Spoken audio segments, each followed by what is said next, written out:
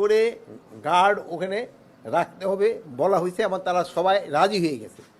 এখন যদি কোনো জায়গায় হয়তো ছোটোখাটো দুই একটা ঘটনা ঘটতেছে, যেহেতু আমাদের আইন শৃঙ্খলা বাহিনী কিন্তু এখন পর্যন্ত ডিপ্লয় হয় না, এখন কিন্তু মেইন দায়িত্বটা কিন্তু ওনাদের এইগুলি দেখার।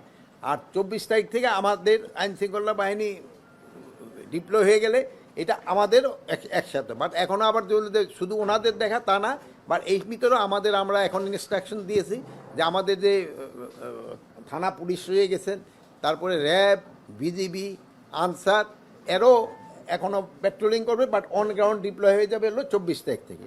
এছাড়া আরেকটা জিনিস হলো দেখা গেল যে এবার মহিলা এবং শিশু বিষয়ক মন্ত্রণালয় থেকে প্রায় 90,000-এর মতো বললো 80,000, তার উপরে 80,000 ভলান্টিয়ার ডিপ্লয় করবে।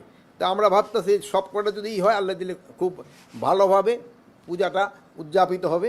আর একটা জানেন, এটা একটা ধর্মীয় অনুষ্ঠান এবং এটা কিন্তু পবিত্রতা রক্ষা করাও কিন্তু সবার দায়িত্ব। অনেক সময় দেখা গেছে যে ইভেন আমরা ভিজিটের সময়ও দেখি অনেক সময় আছে যে ওই খেয়াল করে না, হয়তো স্যান্ডেল ট্যান্ডেল নিয়ে মণ্ডপে উঠে যায়। অনেক সময় আছে হয়তো কারো জুতা পরা থাকে, সে হয়তো জুতা খুলতে ঝামেলা হবে। দেখেন এইগুলির দিকে খুবই কেয়ারফুল থাকতে হবে, যেহেতু এইটা যে একটা ধর্মীয় অনুষ্ঠান এবং এটা একটা পবিত্রতা, এটার পবিত্রতা কিন্তু সবাই রক্ষা করতে হবে।